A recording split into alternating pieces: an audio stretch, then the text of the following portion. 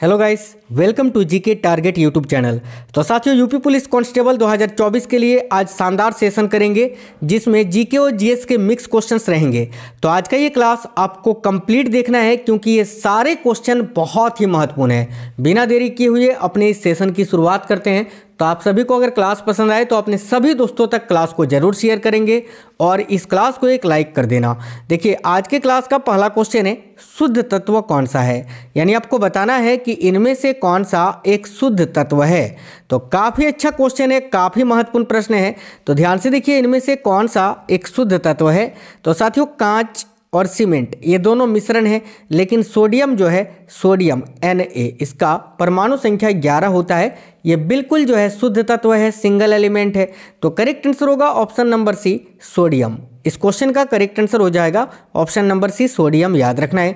आगे देखिए, निम्न में से कौन सा ऑर्गेनिक अम्ल है, यानी इनमें से कौन सा एक ऑर्गेनिक अम्ल है। तो ध्यान दीजिए, इनमें से कौन ऑर्गेनिक अम्ल है। तो देखिए, यहाँ आपका करेक्ट आंसर हो जाएगा साइट्रिक अम्ल। साइट्रिक एसिड जो है ये ऑर्गेनिक अम्ल की श्रेणी में आता है। तो करेक्ट आएगा ऑप्शन नंबर ए। आगे देखिए, क्लास बिल्कुल सुपर फास्ट करवाएंगे। आपको जांचना है, टोटल 50 क्वेश्चन करवाएंगे और 50 में से आप कितने क्वेश्चन सही कर पाते हैं। ठीक है, नेक्स्ट क्वेश्चन है, एक विद्युत सर्किट में किसी फ्यूज तार का उपयोग किया जाता है क्या करने के लिए। तो भाई देखना, एक विद्युत सर्किट में किसी फ्यूज तार का उपयोग किस लिए किया जाता है। राइट होगा ऑप्शन नंबर सी, सर्किट में प्रभावित होने वाली अधिक विद्युत धारा को रोकने के लिए। किसी भी विद्युत सर्किट में फ्यूज तार का उपयोग हम किस लिए करते हैं, सर्किट में प्रभावित होने वाली अधिक विद्युत धारा को रोकने के लिए ही करते हैं ना। चलिए नेक्स्ट क्वेश्चन देखते हैं। अगला क्वेश्चन ये है, निम्नलिखित में से कौन अनुचुंबकीय पदार्थ है। अनुचुंबकीय यानी पैरामैग्नेटिक। तो देखिएगा, निम्नलिखित में से कौन अनुचुंबकीय पदार्थ है। राइट आएगा option number C, oxygen. Oxygen जो है साथियों वायुमंडल में पैरामैग्नेटिक है, यानी अनुचुंबकीय पदार्थ होता है। याद रखना। आगे देखिए, सूर्य में क्या होता है। तो सूर्य जो है इसमें कौन से गैसों का मिश्रण होता है ये पूछा जा रहा है। तो साथियों, हाइड्रोजन व हीलियम। देखिए, इसमें हाइड्रोजन 71% होता है, याद रखना, और हीलियम जो है ये 29% होता है सूर्य में। तो राइट आएगा ऑप्शन नंबर डी। आगे देखिए, अगला क्वेश्चन है, सबसे पहला नाभिकीय रिएक्टर बनाया था किसने। तो देखिए, सबसे पहला नाभिकीय रिएक्टर इनमें से किसने बनाया था। तो राइट आंसर होगा फर्मी ने, एर्निको फर्मी ने सबसे पहले नाभिकीय रिएक्टर का आविष्कार किया था। याद रखिएगा। आगे देखिए, संविधान के अनुसार निम्नांकित में से क्या शब्दशः भारत के राष्ट्रपति की शक्ति नहीं है।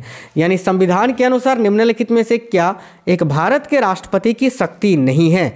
तो देखिए, अध्यादेश का प्रख्यापन ये तो भारत के राष्ट्रपति की शक्ति है। उच्चतम न्यायालय से परामर्श ये भी भारत के राष्ट्रपति की शक्ति है। क्षमादान करना ये भी राष्ट्रपति की शक्ति है।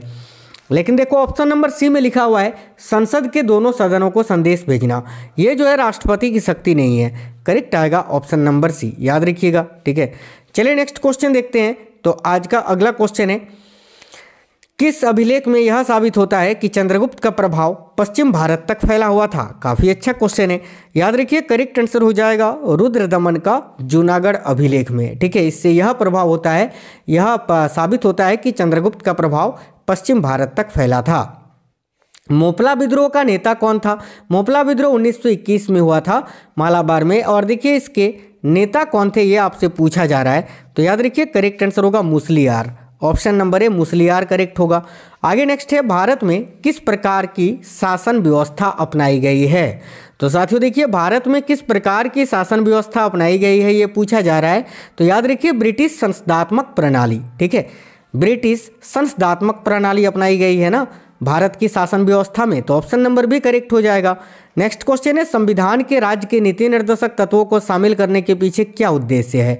अब देखिए, भारतीय संविधान में जो राज्य के नीति निर्देशक तत्वों को शामिल किया गया है, इसके पीछे उद्देश्य क्या है। तो करेक्ट होगा सामाजिक आर्थिक लोकतंत्र की स्थापना। राइट आएगा ऑप्शन नंबर सी।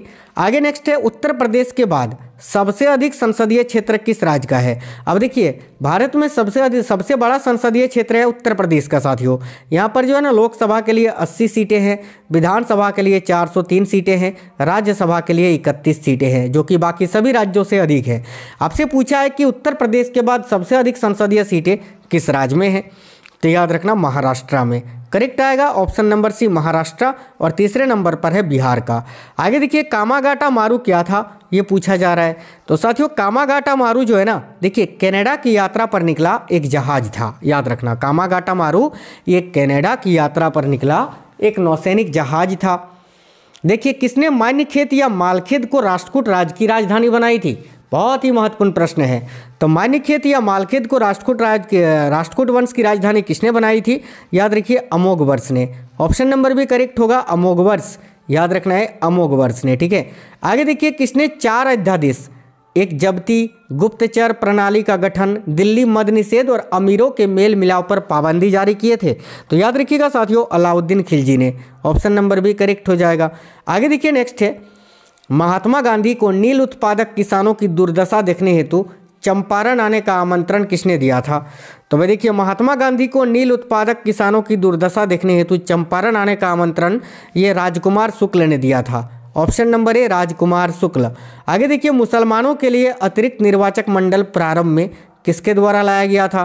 ध्यान दीजिए मुसलमानों के लिए अतिरिक्त निर्वाचक मंडल जो है ये प्रारंभ में क्रिप्स मिशन के द्वारा, माफ करना यार क्रिप्स मिशन नहीं, देखिए मार्लेमिंटो सुधार 1909 के द्वारा लाया गया था। करेक्ट आएगा ऑप्शन नंबर बी मार्लेमिंटो सुधार 1909। आगे देखिए लोकसभा और राज्यसभा की संयुक्त बैठक का कब होती है। देखिए लोकसभा और राज्यसभा की जो संयुक्त बैठक होती है ये कब होती है। तो देखिए ऑप्शन नंबर सी एक बिल जिस पर दोनों सदन सहमत ना हो उस पर विचार करना होता है, और जब उस बिल को पास करना होता है तब लोकसभा और राज्यसभा की संयुक्त बैठक होती है। आगे देखिए वर्ष 1914 ईस्वी में केरल में नायर सोसाइटी की स्थापना किसने की थी। तो साथियों 1914 में केरल में नायर सोसाइटी की स्थापना की थी पजनाथ पिल्लई ने। राइट आंसर आएगा ऑप्शन नंबर ए पजनाथ पिल्लई। आगे देखिए भारतीय हीरा संस्थान ये कहाँ पर स्थापित है, काफ़ी अच्छा क्वेश्चन है, याद रखना है भारतीय हीरा संस्थान जो है ये साथियों सूरत में स्थित है। ऑप्शन नंबर भी करेक्ट हो जाएगा सूरत। आगे देखिए वह रोमन सम्राट आगस्टक की भांति सावधान था कि वह दूसरों की तरह शक्तिशाली न लगे और वह दूसरों के स्तर से अधिक न लगे। यह संदर्भ किसका है, यानी इस कथन को किसने कहा था, तो बहलोल लोदी ने। Option number C Bahlol Lodi correct होगा। आगे देखिए अंग्रेज पुलिस अफसर कैप्टन सैंडर्स किसके द्वारा गोली से मारा गया था। तो देखिए अंग्रेज पुलिस अफसर जो थे कैप्टन सैंडर्स, इनको किसने गोली मारी थी, तो भगत सिंह ने। Option number D Bhagat Singh. आगे देखिए निम्नलिखित में से किसको राष्ट्रीय आय में शामिल नहीं किया जाता है। तो साथियों इनमें से किसको राष्ट्रीय आय में शामिल नहीं किया जाता है ये पूछा जा रहा है। तो याद रखिएगा लॉटरी जीतना, और लॉटरी में जीते हुए जो पैसे होते हैं उनको राष्ट्रीय आय में शामिल नहीं किया जाता है, याद रखना। आगे देखिए अविश्वास प्रस्ताव किस सदन में लाया जाता है। साथियों देखिए अविश्वास प्रस्ताव जो है याद रखना हमेशा लोकसभा में पारित होता है, लोकसभा में लाया जाता है। Option number A Lok Sabha. Next है निम्नलिखित में से किस कार्ड से बैंक को उच्च ऋण का जोखिम होता है। तो इनमें से वो कौन सा कार्ड है जिससे बैंक को ऋण का जोखिम होता है, तो भाई क्रेडिट कार्ड से। अब देखिए क्रेडिट कार्ड से कोई भी जो है मान लेते 1 लाख का शॉपिंग कर लिए, ठीक है, और वो पैसे जो हैं क्रेडिट कार्ड में फिर से जमा नहीं किए तो वो तो बैंक को ही, मतलब बैंक को ही नुकसान होगा उससे ना। अगर वो क्रेडिट कार्ड से शॉपिंग कर लिए या कुछ खरीद लिए और वो पैसे अगर क्रेडिट कार्ड में जमा नहीं करते हैं तो याद रखना क्रेडिट कार्ड को। आगे देखिए वैश्वीकरण का अर्थ क्या होता है। तो भाई देखिए घरेलू अर्थव्यवस्था का वैश्विक अर्थव्यवस्था के साथ एकीकरण, यही वैश्वीकरण का अर्थ होता है। नेक्स्ट क्वेश्चन है संविधान के किस अनुच्छेद द्वारा संघ और राज्यों के लिए लोक सेवा आयोग का प्रावधान किया गया है। तो देखिए संविधान के किस अनुच्छेद द्वारा संघ और राज्यों के लिए लोक सेवा आयोग का प्रावधान किया गया है, याद रखिए अनुच्छेद 315 में, ठीक है। नेक्स्ट क्वेश्चन है जहांगीर ने किस चित्रकार को फारस के शाह एवं अमीरों का छवि चित्र बनाने के लिए फारस यानी ईरान भेजा था। अब देखिए जहांगीर ने किस चित्रकार को फारस के शाह एवं उसके अमीरों का छवि चित्र बनाने के लिए फारस यानी ईरान भेजा था, तो याद रखिएगा बिशन दास को। Option number A Bishan Das correct है। आगे देखिए महात्मा गांधी को सर्वप्रथम राष्ट्रपिता किसने कहा था। तो साथियों देखिए महात्मा गांधी को सर्वप्रथम राष्ट्रपिता किसने कहा था ये पूछा जा रहा है। तो भाई याद रखिए करेक्ट होगा सुभाष चंद्र बोस ने। ऑप्शन नंबर सी सुभाष चंद्र बोस। नेक्स्ट है सम्राट हर्षवर्धन ने 2 महान धार्मिक सम्मेलनों का आयोजन कहाँ किया था। तो ध्यान से देखना सम्राट हर्षवर्धन ने 2 महान धार्मिक सम्मेलनों का आयोजन कहाँ पर किया था, तो प्रयाग व थानेश्वर में। राइट आएगा ऑप्शन नंबर बी।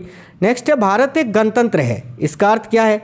तो साथियों देखिए, भारत एक गणतंत्र है, इसका अर्थ है ये है कि भारत में वंशानुगत शासन नहीं है। ऑप्शन नंबर सी करेक्ट होगा।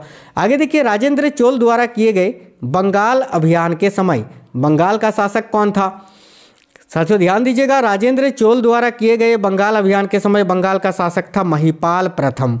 ऑप्शन नंबर डी महिपाल प्रथम। याद रखिएगा, औरंगजेब द्वारा चलाए गए जिहाद का अर्थ क्या है? अब औरंगजेब ने जो जिहाद चलाया था उसका अर्थ क्या होता है? तो याद रखिएगा दारुल इस्लाम था। ठीक है, औरंगजेब द्वारा चलाए जिहाद का अर्थ है दारुल इस्लाम।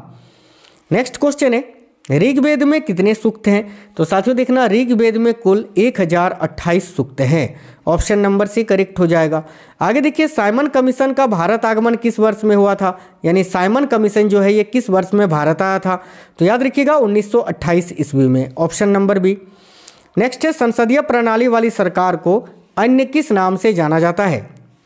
साथियों देखिएगा, संसदीय प्रणाली वाली सरकार को अन्य किस नाम से जाना जाता है? तो भाई संघीय सरकार के नाम से।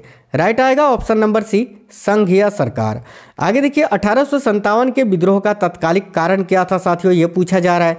तो भाई देखना, 1857 के विद्रोह का तत्कालिक कारण था चर्बी वाले कारतूसों का प्रयोग आरंभ करना। नेक्स्ट क्वेश्चन है, देखिए जातक किसका ग्रंथ है? तो ये पूछा जा रहा है। तो याद रखिए, जातक जो है ये बौद्ध धर्म का ग्रंथ है। ऑप्शन नंबर सी बौद्ध धर्म करेक्ट आएगा। भारतीय संविधान के किस अनुच्छेद के अंतर्गत वित्त आयोग के गठन का प्रावधान किया गया है? तो देखिएगा, भारतीय संविधान के किस अनुच्छेद के अंतर्गत वित्त आयोग के गठन का प्रावधान है? तो भाई अनुच्छेद 280 के अंतर्गत। Option number B. Next question है, किस राज्य द्वारा छोटे किसानों के लिए खलिहान बीमा योजना प्रारंभ की गई है? तो देखिएगा, किस राज्य द्वारा छोटे किसानों के लिए खलिहान बीमा योजना प्रारंभ की गई है? तो उत्तर प्रदेश राज्य सरकार के द्वारा। यूपी करेक्ट होगा ऑप्शन नंबर सी। संविधान का कौन सा अंश भारत के नागरिकों को आर्थिक न्याय प्रदान करने का संकेत करता है?